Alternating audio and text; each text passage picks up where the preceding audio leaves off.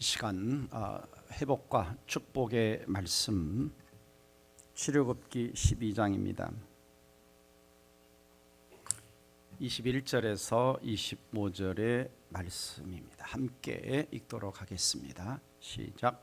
모세가 이스라엘 모든 장로를 불러서 그들에게 이르되 너희는 나가서 너희의 가족대로 어린 양을 택하여 유월절 양으로 잡고 우슬초 묶음을 가져다가 그릇에 담은 피에 적셔서 그 피를 문 인방과 좌우 설주에 뿌리고 아침까지 한 사람도 자기 집 문 밖에 나가지 말라. 여호와께서 애굽 사람들에게 재앙을 내리려고 지나가실 때에 문 인방과 좌우 문 설주에 피를 보시면 여호와께서 그 문을 넘으시고 멸하는 자에게 너희 집에 들어가서 너희를 치지 못하게 하실 것임이니라. 너희는 이 일을 규례로 삼아 너희와 너희 자손이 영원히 지킬 것이니 너희는 여호와께서 허락하신 대로 예수님의 피를 개인 가정 땅에 이를 때에 사업장에 이 바릅시다. 지킬 것이라. 아멘. 이게 무슨 의미인가 오늘 말씀을 들으면 이해가 됩니다. 자, 오늘은 예수님을 체험하라 두 번째 시간, 예수님의 피를 개인 가정 사업장에 바르라. 좀 다른 말로 표현하면 개인 가정 일터에서 예수님의 보혈의 능력을 체험하라 라고 하는 것입니다. 여러분, 성경은 창세기서 요한계시록까지 피에 대한 이야기를 하고 있습니다. 그래서 어떤 분은 성경을 피투성이의 책이다. 그래서 종교개혁자 마틴 루터는 성경을 짜보아라, 그러면 피가 나올 것이다. 구약을 짜면 어린 양의 피가, 신약을 짜면 예수님의 피가 흘러나온다 라고 이야기를 했습니다. 그렇습니다. 성경은 창세기에서부터 요한계시록까지 피의 이야기로 시작해서 피의 이로 끝나는 것을 보면 피는 성경을 세상의 다른 책과 다르게 해주고 특별한 가치를 갖게 해주는 것이 성경에서 말씀하는 피의 이야기라고 할 수가 있습니다. 왜냐하면 성경은 이렇게 말씀하죠. 레위기 17장 11절 다 같이 육체의 생명은 피에 있음이라. 내가 이 피를 너희에게 주어 제단에 뿌려 너희의 생명을 위하여 속죄하게 하였나니 생명이 피에 있으므로 피가 죄를 속하느니라. 그러니까 피는 두 가지 능력이 있다 그러죠. 우리에게 육체의 생명을 가져다 주고, 그렇죠. 두 번째는 속죄의 능력이 피에 있다라고 말씀합니다. 자, 이것은 우리 하나님께서 천지 창조 때부터 정하신 유일한 법칙입니다. 피를 통해 속죄는. 자, 히브리서 9장 22절을 읽어봅니다. 율법을 따라 거의 모든 물건이 피로써 정결하게 되나니 피 흘림이 없은즉 사함이 없느니라. 하나님 정하신 법칙이죠. 이게 이제 구약의 이야기를 하면서 신약에서 인용을 하는 것입니다. 그러니까 구약 시대는 짐승의 피를 통해서, 신약 시대 예수님이 십자가를 치시고 부활하신 이후에는 십자가의 보혈을 통해서 우리가 죄를 용서받을 수 있게 하나님이 만드신 것입니다. 그래서 창세기 3장 21절을 보면 같이 읽어봅니다. 여호와 하나님이 아담과 그의 아내를 위하여 가죽옷을 지어 입히시니라. 짐승의 피를 흘렸다라고 하는 거죠. 가죽옷을 지어 입히려면 뭐 하죠? 짐승의 피를 흘려야 되죠. 그래서 성경 첫 번째 이제 피가 나오는 기록이고요. 두 번째가 요한계시록 19장 13절입니다. 제일 마지막에 나오는, 또 그가 피 뿌린 옷을 입었는데 그 이름은 하나님의 말씀이라 칭하더라. 자, 구원자 예수 그리스도를 말씀하고 있습니다. 그래서 매우 중요한 이 3장 21절에 매우 중요한 의미가 담겨져 있는데요. 성경의 속죄 방식이 창세기 3장에서 이야기한 것이 계속해서 앞으로 이제 성경 전체 흐르는 하나의 속죄의 원칙이 됩니다. 원칙. 그래서 자, 여호와 하나님이, 그래서 속죄는 반드시 구원이라고 하는 것, 속죄라는 것은 하나님이 하시는 겁니다. 하나님에 의해서 온다는 것이고, 그러니까 어떤 인간도 나타나서 속죄를 선포할 수가 없어요. 속죄는 하나님으로부터. 두 번째는 죄 없는 대속물이 있어야 됩니다. 대속물을 통해서 구원이 이루어지고, 세 번째는 피를 통해서만 구원이 성취된다라고 하는 것이 창세기 3장 21절에서 이야기한 대로 이제 가면 아브라함이 또 아벨이, 아브라함이 또 이 레위기에 가서 그 다음에 쭉 넘어가서 신약에 와서 예수님이 다 같은 원리예요. 같은 원리. 그러니까 인간의 구원이라고 하는 것은 어떤 인간이 나타나서 내가 구원자다, 다 가짜예요. 하나님이 하셔야 되는 것이고, 두 번째는 반드시 중간에 죄 없는 대속물이 필요합니다. 대속물이, 나를 대신한 대속물이. 그리고 세 번째는 이 피를 흘려야 되는 것이죠. 피를 통해서. 그래서 피 흘림이 없은즉 뭐가 없다 그랬습니까? 사함이 없느니라. 이건 누가 정하신 거냐? 하나님이 정하신 거예요. 하나님이 정하신 거. 자, 오늘 이제 성경 본문으로 들어가서 보시면, 자, 구약 성경에서 피를 발음으로 피의 능력에 대해서 가장 생생하게 우리에게 보여주는 사건이 이스라엘 백성들이 출애굽을 할 때 체험한 유월절 사건이라고 할 수가 있습니다. 근데 출애굽을 할 때 이제 하나님은 이스라엘 백성들로 하여금 문설주와 문임방에 어린 양의 피를 바르라. 그러면 죽음의 사자가 지나갈 때에 너희들은 구원을 받고 해를 입지 않는다고 말씀하죠. 이스라엘 백성들은 430년 동안 이 애굽이라고 하는 땅에서 하나님이 살게 하십니다. 요셉 아시죠? 요셉이 이제 총리로 있을 때만 해도 이스라엘 백성들은 애굽 땅에서 그런대로 편안함과 풍성함과 이런 안락함을 누리며 살았습니다. 그리고 이제 요셉이 죽고 나서 또 다른 바로 왕이 바로. 자, 여러분이 이제 성경에서 바로, 애굽의 바로 그럴 때는 이름이 아니고요, 우리로 말하면 대통령, 왕이란 말이 호칭입니다. 왕. 그러니까 우리가 이제 시저, 로마를 말할 때 시저 그럴 때, 황제를 말할 때 시저라고 그럽니다. 그리고 이제 갑자기 이름이 붙죠. 그래서 우리가 신학성에 보면 가이사 아구스 황제 때 시저라고 합니다. 시저. 이게 이름이 아니에요. 그러니까 바로도 이름이 아니에요. 왜냐하면 모세 때도 바로였고 요셉 때도 바로였고 그렇잖아요. 그러니까 이제 왕을 말하는 거죠. 그래서 이제 바로가 이제 가만히 보니까 이스라엘 백성들이 숫자가 너무 많아지는 거예요. 위협을 느껴서 박해하기 시작을 합니다. 심한 이제 고역을 시키고 노동을 시키고 거의 이제 노예처럼 이제 돼버린 거죠. 그래서 하나님 너무 힘들어요, 살려주세요 하니까 하나님이 구원자 모세를 하나님이 보내시는 겁니다. 그래서 모세가 가서 바로를 만나서 내 백성을 보내라. 그러니까 안 돼. 그러니까 하나님이 9가지 재앙 팍 하고 내리십니다. 그러니까 이제 애굽이 초토화가 되죠. 그런데도 이제 9가지 재앙을 내려도 안 내보내니까 하나님께서는 이제 마지막 10번째 재앙을 내리시겠다는 거예요. 그래서 애굽 땅에 있는 모든 처음 난 것은 왕에 앉아있는 바로의 장자, 맷돌 뒤에는 몸종의 장자, 모든 가축의 처음 난 것까지 다 죽는다. 그래서 애굽에 전무후무한 큰 슬픔의 부르짐이 있음을 하나님이 말씀하시죠. 자, 지난 9가지 재앙에서는 그냥 경제적으로 손해를 보고 그 다음에 병이 들기도 하고 뭐 악종이 생기기도 하고 뭐 여러 가지 어떤 피해들이 있었지만 목숨은 하나님이 살려주셨어요. 근데 이번에는 하나님이 이제 목숨을 걷어가시겠다는 거예요. 목숨을, 모든 장자, 그 다음에 가축의 처음 난 것까지. 자, 우리 하나님은 어떤 분이냐? 9가지의 재앙에서 볼 수 있는 것처럼 한 번 행하신다면 말씀대로 행하시는 분입니다. 그렇죠? 말씀대로 행하시는 분.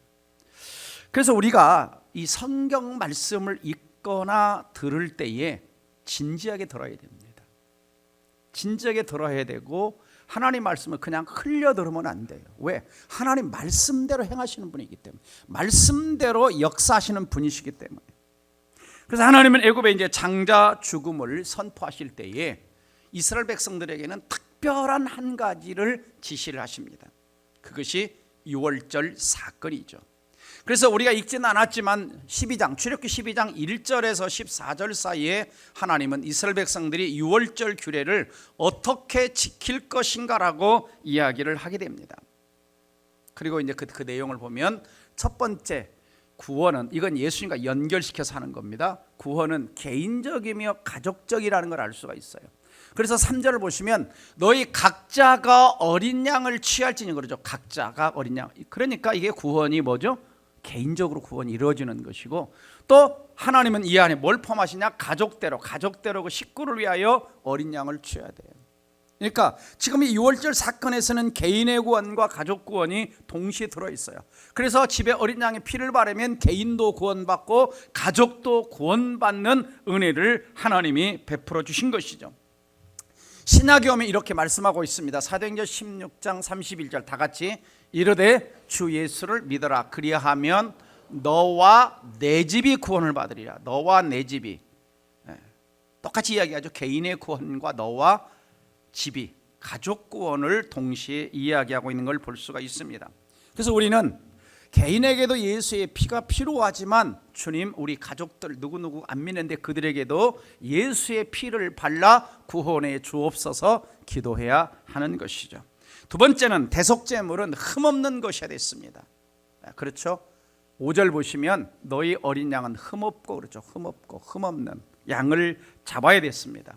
그래서 우리 예수님께서는 유월절 어린 양으로 오셨는데 세례 요한은 예수님을 보시고 뭐라고 외쳤냐? 보라, 세상죄를 지고 가는 하나님의 어린 양이다. 하나님의 어린 양이다. 또 베드로 사도는 1장 18절 19절에서 대속함을 받은 것, 너희가 대속함을 받은 것은 금같이 은같이 없어질, 그러니까 어떤 물질로 안 된다는 거예요. 구원을, 대속은. 19절 같이 읽습니다. 시작. 오직 흠없고 점없는 어린 양 같은 그리스도의 보배로운 피로 한 것이니라. 그러니까 우리의 대속은 흠없고 점없는, 이게 무슨 뜻일까요? 흠이 없다, 점이 없다. 자, 흠이 없다는 것은 후천적이고 점이 없다는 건 선천적입니다. 그러니까 점은 유전적인 경향이 많죠. 그러니까 예수님은 태어나실 때부터 죄가 없으셨고 공생에 사시면서도 후천적으로도 흠이 없으셨다라고 하는 것이죠. 그래서 구원자의 자격을 갖고 계시는 겁니다. 그 다음에 세 번째 제물은 미리 준비해야 돼요. 미리. 그래서 6월절 양은 아비벌 10일에 준비를 합니다. 7월이죠. 7월 10일. 그리고 이제 14일 저녁에 잡습니다. 4일 전에 미리 준비하죠. 자, 예수님은 이제 창세전부터 준비된 분이십니다. 창세전부터. 그리고 이제 6월절 십자가 지식의 4일 전에 나귀 새끼를 타고 예루살렘 성에 입성을 하시는 것을 볼 수가 있습니다. 그래서 성경을 보시면 베드로 전서 1장 19절 20절 보면은, 자, 예수님은 창세 전부터 미리 알리신 바 되시니라. 그러니까 예수님은 대속자로 구원자로 언제부터? 창세 전부터. 그러니까 저와 여러분이 하나님이 구원하실 계획은 하나님이 이렇게 지나가시다가 쟤 좀 착하게 사니까 구원해야 되겠다 이렇게 하신 것이 아니라 엄청난 오랜 세월 해서 계획하셨다가 우리를 구원하신 겁니다. 그러니까 구원이 아무렇게나 일어나는 것이 아니라고 하는 것이죠. 아니라고 하는 것입니다.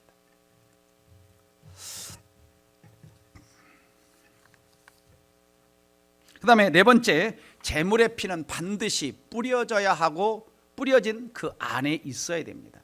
22절 보시면은 그 피를 인방과 좌우 설주에 뿌리라 그래서 뿌리라. 그리고 아침까지 한 사람도 자기 문 밖에 나가지 말아라 라고 명령을 하고 계시죠.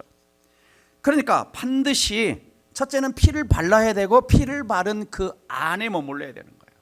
안에. 밖에 있으면 안 되는 것이죠. 마찬가지로 예수님의 보혈의 능력은 예수님의 보혈 안에, 그리스도 안에 있는 자에게 유효합니다. 로마서 5장 9절 보면 우리가 그의 피로 말미암아 의롭다 하심을 받았고 또 그로 말미암아 하나님이 진노에서 구원을 받았다라고 말씀하고 있죠. 에베소 1장 7절 같이 읽어봅니다. 우리가 그리스도 안에서 그의 은혜로 풍성함을 따라 그의 피로 말미암아 속량 곧 죄상을 받았다. 피를 통해서 속죄 곧 죄사함을 받았다라고 말씀하고 있습니다. 그래서 예수님의 보혈을 통해서 우리가 구원을 받은 것이기 때문에 누구든지 누구 안에 있어야 되느냐? 그리스도 안에 있어야 된다. 자, 예를 들면 성경에서 노아 홍수 사건과 그 다음에 라합의 사건이 있었죠. 그래서 성경은 방주 안에 들어온 노아의 8 식구만 구원을 하십니다. 그 다음에 여리고성을 정복할 때에 그 여리고성에 빨간 줄을 드리워졌던 라합의 집만 구원하시죠. 무슨 말을 말하고 있는 겁니까? 예수의 보혈, 예수의 피 밖에는 구원이 없다라고 하는 것입니다. 다섯 번째, 피는 저주를 물리칩니다. 그래서 내가 피를 볼 때에 너희를 넘어간다. 피를 볼 때에 죽음의 사자가 죽게 하지 않고 저주가 임하게 하지 않고 넘어간다라고 말씀하고 있습니다. 자, 넘어간다. 이게 무슨 뜻이냐면 바로 유월절이라고 하는 뜻입니다. 피를 볼 때 너희를 넘어간다. 넘을류 건널 월, 절기절자죠. 그래서 이게 이제 유월절이라는 단어가 한자로 그대로 풀이된 겁니다. 그대로 풀이된 거. 넘어가는 거죠. 이게 죽음의 사자가 딱 왔는데, 천사가 왔는데 어린 양의 피가 발려서, 그러면 그 집은 죽음을 맛보지 않고 넘어가는 거예요. 저주가 지나가는 겁니다. 지나가는 거예요. 죽음과 저주가 지나가는 거죠.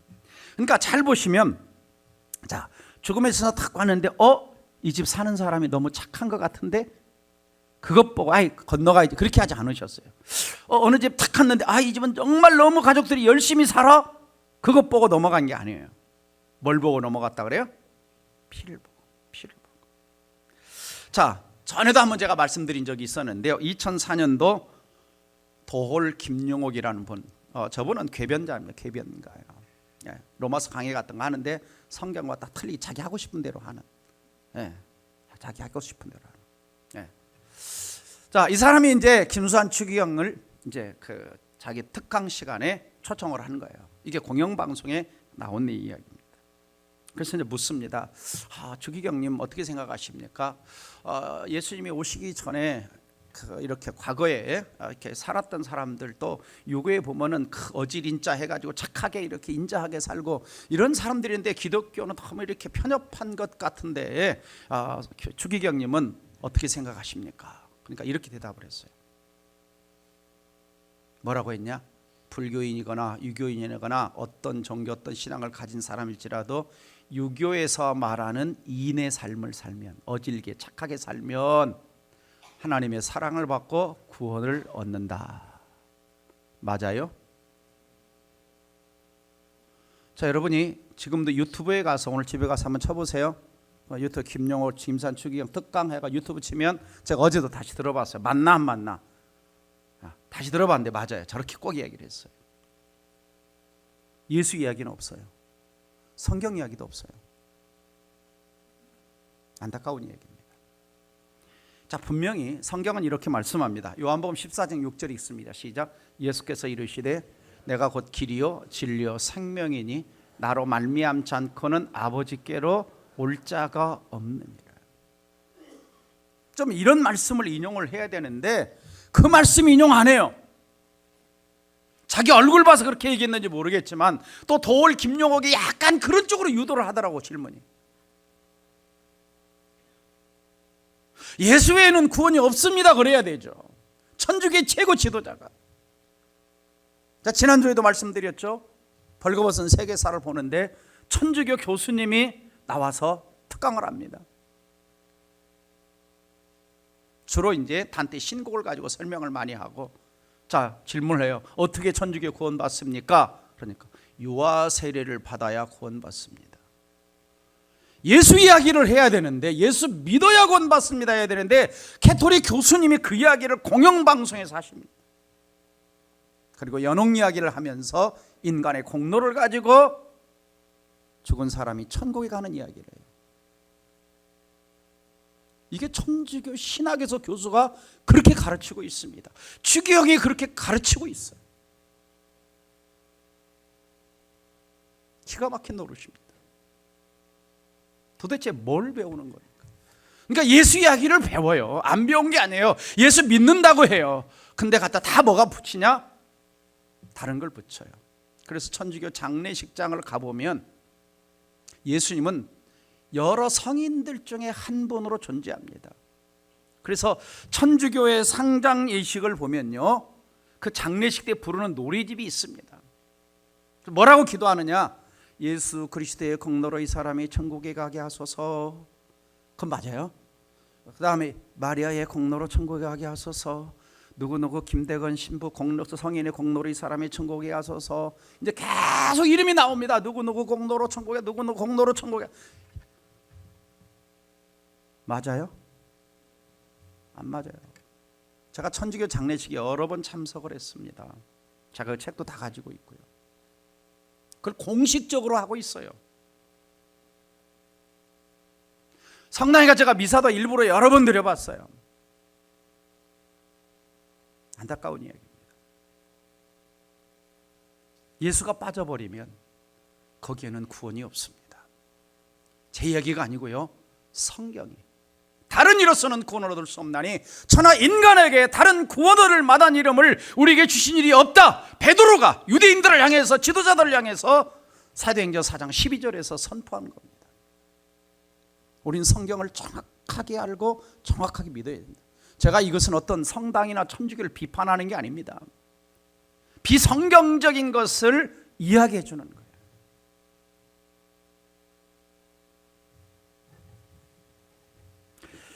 드디어 10번째 장자 죽음, 하나님의 심판이 임하게 됩니다. 그래서 29절 보면 여호와께서 애굽 모든 처음 난 것을 다 치십니다. 치셔요.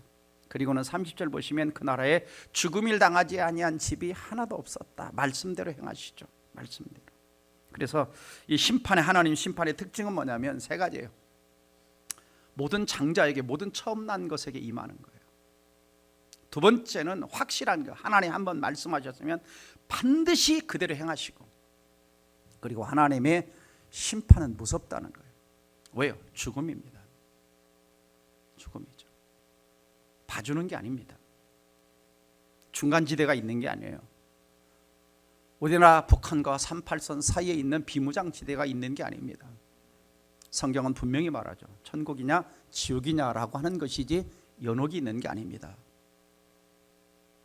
그러나 단테 신곡을 보면은 그 연옥이 있어가지고 세상에 살 때에 좀 믿음생활 제대로 못하고 하나님 신앙생활 제대로 못하고 이런 사람들 어디 가냐? 바로 천국 못 가고 연옥에 있다가 산 사람이 그를 위해서 착한 일, 공로를 쌓아주면 연옥에 어느 정도 고통당하다가 천국 간다.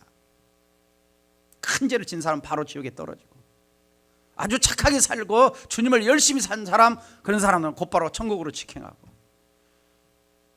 예수 믿느냐 안 믿느냐가 기준이 아니고 내가 착하게 사느냐 안 사느냐. 그러면 도대체 점수를 어떻게 매기겠습니까? 그 유명한 단테 신곡에 자세히 나와 있습니다. 제가 그 책을 읽으면서 땅을 치고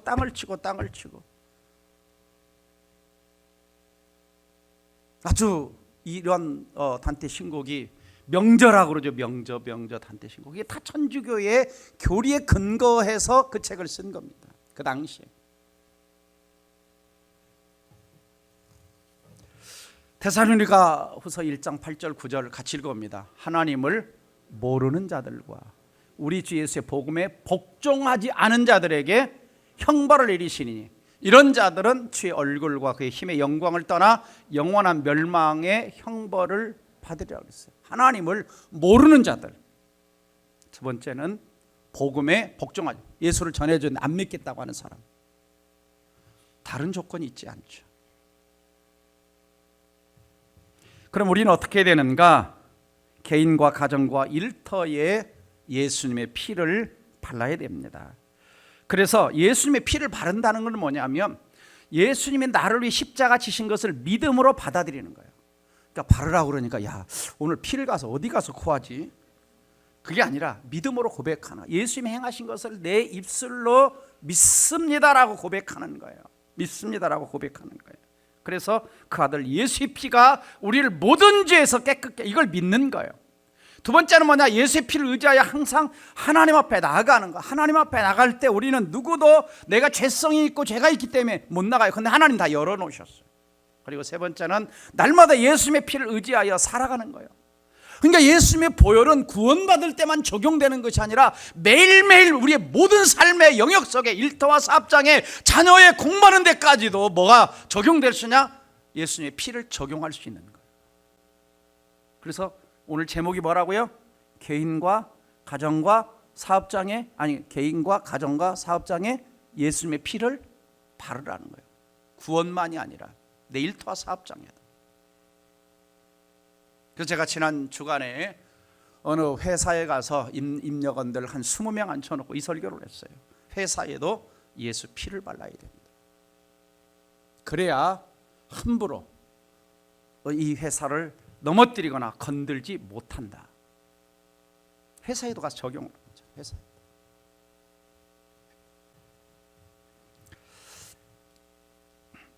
그래서 6월절 어린 양의 피는요, 십자가에서 세상 모든 사람의 죄를 짊어지고 죽으신 그 6월절 양은 그림자입니다. 그림자, 예표예요.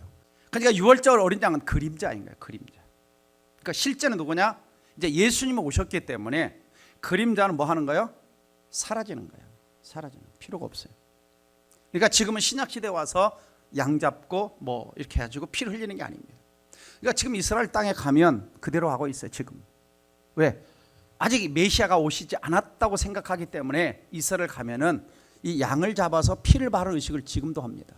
지금도. 그래서 양 잡는 것을 가면 이스라엘 땅에 가면 보여줘요. 자, 우리 가까이에 있는 이단이 뭐 하고 있냐? 6월절을 지켜야 구원받는다 그럽니다. 예수를 믿어야 구원받는데. 그러면 제대로 해야죠. 6월절을 지켜야 구원받는다면 뭐 해야 돼요? 양 잡아야죠. 양은 안 잡고. 말이 앞뒤가 안 맞아요. 갖다 붙이는 거예요. 제가 전에 말씀드렸죠. 올바로 신학을 한 사람들은 그렇게 성경을 해석할 수가 없어요. 구약과 신약이 다 연결되어 있는데 바르게 해석하지 못하는 겁니다. 그래서 소경이 소경을 인도해서 같이 망하는 구렁텅이에 빠지는 겁니다. 그래서 우리는 이런 고난주간 이럴 때에 성경이 우리에게 진정한 구원이 뭘 어떻게 말씀하고 있는가를 정확하게 배우고 정확하게 알아야 바른 신앙을 가지고 내가 바르게 하나님 앞에 행동을 할 수가 있습니다. 그래서 어린 양 예수의 피를 바른 자에게 주시는 첫 번째 축복은 보호의 축복입니다. 그래서 저주와 심판으로 죽음의 사자가 왔을 때 죽음이 지나가죠. 죽음이 지나가죠. 그래서 보호의 능력이 있습니다. 그래서 예수님의 피는 우리의 죄를 뭐하냐? 가리워주는 거예요. 로마서 4장 7절 8절 다 함께 읽어보도록 하겠습니다. 불법이 사함을 받고 죄가 가리워짐을 받는 사람들은 복이 있고 주께서 그 죄를 인정하지 아닐 사람은 복이 있도다 하여. 자, 여러분 죄가 있어요 없어요? 있어요. 근데 뭐냐? 예수의 피를 의지하면 하나님이 그 죄를 예수의 보혈을 통해서 가려주는 거예요. 그래서 항상 하나님은 우리를 볼 때 다이렉트로 저를 여러분을 보는 게 아닙니다. 항상 누구를 통해서 봐요? 예수 그리스도라고 하는 렌즈를 통해서 우리를 보시는 겁니다. 우리도 항상 기도할 때 예수 이름으로 기도합니다. 예수 이름을 통해서 하나님께 나가는 거예요. 그래서 항상 중간에 죄 없는 중보자 그리스도가 계시는 겁니다. 두 번째는 생명을 살리는 능력이 있습니다. 그래서 인자의 피를 마시지 아니하면 너희 속에 생명이 없다. 내 살을 먹고 내 피를 마시는 자는 영생을 가졌다 그래요. 살리는 능력, 살리는 능력, 영생을 가졌다. 생명을 주시는 그런 능력이 예수님의 보혈 속에 들어있음을 믿으시기를 주의 이름으로 축원합니다. 세 번째는 속죄를 하시는데 영원한 속죄, 일시적인 것이 아닙니다. 구약의 동물의 피는 일시적이에요. 계속 1회마다 제사를 속죄해서 계속해야 돼요. 제사장도 계속해서 바뀌어요. 그런데 예수의 피는 오직 자기의 피로 영원한 속죄를, 과거, 현재, 미래 모든 문제를, 죄 문제를 해결했다라고 말씀하고 있습니다. 그래서 히브리서 10장 14절 말씀에 오직 그리스도는 죄를 위하여 다 같이 한 영원한, 한 번입니다. 여기서 한 번, 한 번의 영원한 제사를 드리시고 그 다음에 완성하셔서 하나님 우편에 앉으셔서 지금도 그를 믿는 자들에게 계속적으로 예수님이 십자가 흘리신 보혈의 능력이 적용되도록 우리를 위해서 중보 기도하고 계시다고 성경은 말씀하고 있습니다. 네 번째는 피는 자유와 또 여러 가지 축복을 줍니다. 그래서 이스라엘 백성들이 피를 통해서 결국은 뭐 합니까? 애굽에서 탈출하는 자유를 얻게 되고, 그리고 나갈 때에 하나님께서는 애굽 사람들에게 은금 패물과 의복을 구하게 하시고 그 다음에 애굽 사람들의 물품을 취하도록 해주십니다. 그러니까 보혈의 능력은 우리의 삶에 구원만 해주시는 것이 아니라 경제적인 부분에 있어서도 얼마든지 우리를 축복하실 수가 있고 질병을 치유하실 수가 있고 모든 영역에 막힌 문을 뚫어주는 그 능력이 어디 들어있느냐? 예수님의 피에 들어있음을 믿으시기를 주의 이름으로 축원합니다. 그래서 히브리서 9장을 보면 우리가 하나님을 섬기는 능력도 어디서 나오느냐? 예수님의 보혈에서 나오는 것이라고 말씀하고 있습니다. 그래서 로마서 8장 32절 보면 이렇게 나오죠. 자기 아들을 아끼지 아니하시고 모든 사람을 내주시니가 다 함께 어찌 그 아들과 함께 모든 것을 우리에게 주시는. 그러니까 예수님을 보내주셨다는 것은 피 흘려 죽게 하셨다는 겁니다. 그런데 그분이 그 다음에 보너스로 모든 것 안에 치유도 들어가고 능력도 들어가고 물질도 들어가고 다 들어가요. 그러니까 예수님의 보혈의 능력에는 안 들어가는 게 없다라고 믿으시기를 주의 이름으로 축원합니다. 마지막 이야기만 하고 마칩니다. 자, 마헤시 차부다라고 하는 분이 계십니다. 아프리카에서 주로 축사 사역을 하시는 목사님인데 저 책을 쓰셔서 가장 위대한 능력 보혈이라는 책을 쓰셨습니다. 제가 지난 주간에도 보혈과 관련된 책들을 한 5권 읽었어요. 다시 한번. 자, 집회를 하는데 어느 날 아프리카 축사 집회를 하는데 주술사가 800명이 참석한 거예요. 주술사가. 예? 주술사들이. 근데 그들은 어느 정도 주술사들이냐? 그들이 주술을 걸면 사람을 죽도록 주술을 걸면 사람이 죽는 그런 쪽으로 영적 능력을 가진 주술사들이 쫙 가서 집회 못하게 포진하는 겁니다. 그때 이제 하나님 앞에 기도, 하나님, 이거 이 많은 주술사인데 나 혼자 합니다. 이거 어떻게 해야 되죠? 어떻게 해야 되죠? 어떻게 마귀 쫓아내는 축사 집회 할 수? 그러니까 하나님이 이런 음성을 들려주셨대요. 오늘 밤은 너 혼자가 아니야. 내가 너를 도와주겠다. 특별히 내가 오늘 밤 보혈의 능력을 너에게 보여주겠다. 그리고 기도하고 났는데 자기가 집회하는 이 주변이 마치 자기 마음에 예수님의 보혈로 쫙 하고 덮어있는 이게 느껴지더라는 거예요. 그리고 집회를 했는데 수천 수만의 귀신들이 쫓겨나가고 그리고 사람들이 기적적으로 귀가 안 들리면 일어서고 휠체어 탄 사람이 일어서고 엄청난 기적이 일어나서 그날 집회에서 25,000명이 예수 그리스도를 고백하고 영접에 타는 이야기를 저 책 속에서 하고 있습니다. 제 얘기가 아닙니다. 저 책 속에서. 네. 어마어마하죠? 어마어마하죠. 그래서 그분이 딱 표현한 게 2가지예요.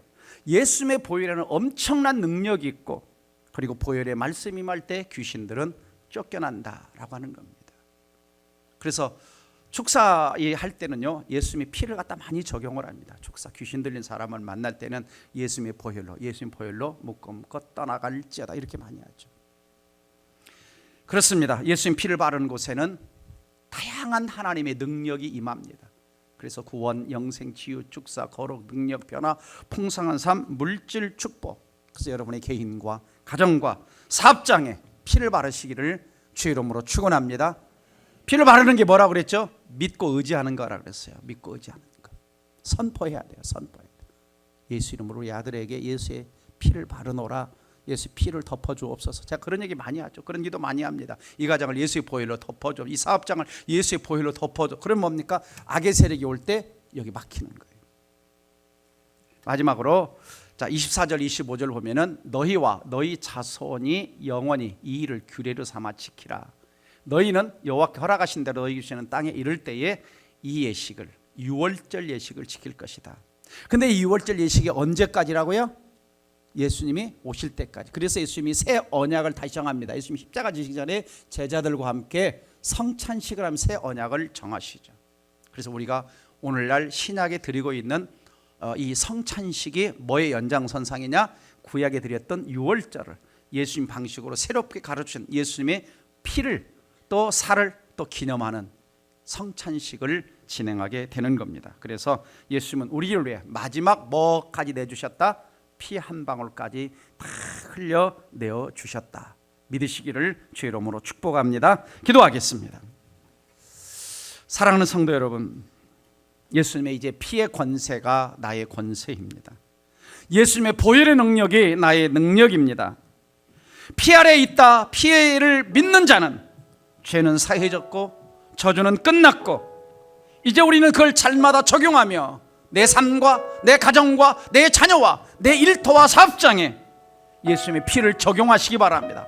보혈로 덮으시기를 바랍니다. 그럴 때 모든 사단의 저주가 물러가고 하늘 구원의 문과 은혜의 문과 축복의 문이 열려질 것입니다. 이 말씀 붙들고 함께 통성으로 기도하겠습니다. 다 함께 기도합니다.